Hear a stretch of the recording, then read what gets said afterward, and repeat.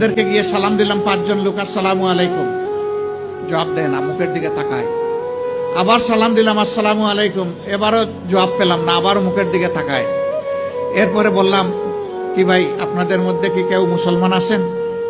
একজন ভীষণ রাগ করে বলল, আমি শুধু মুসলমান না, বাকি ওরা তো সব মুসলমান, তো জবাব দেয় না কেন?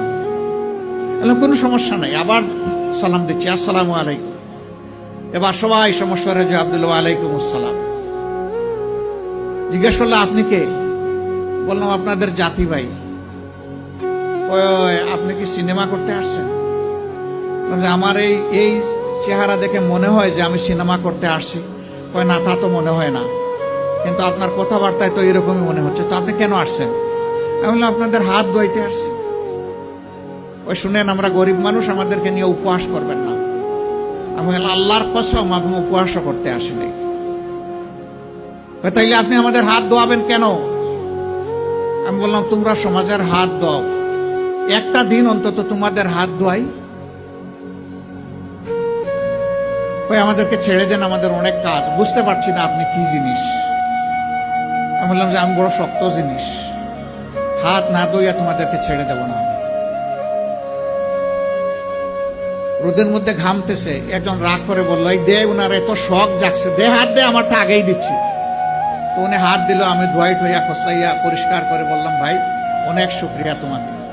একজন একজন করে হাত দেয় আর খিলখিলাইয়া হাসে।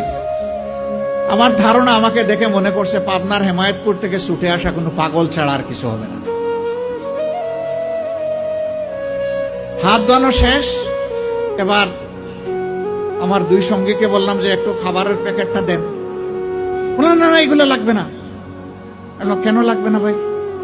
তোমরা তো চাওনি, আমি খুশি হয়ে দিচ্ছি, একটু নিবা না? জি না জি না জি না, এগুলো আমরা।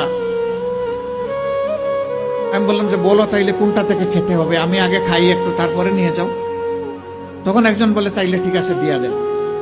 বললাম হ্যাঁ, দুনিয়া অনেক কিছু ঘটে।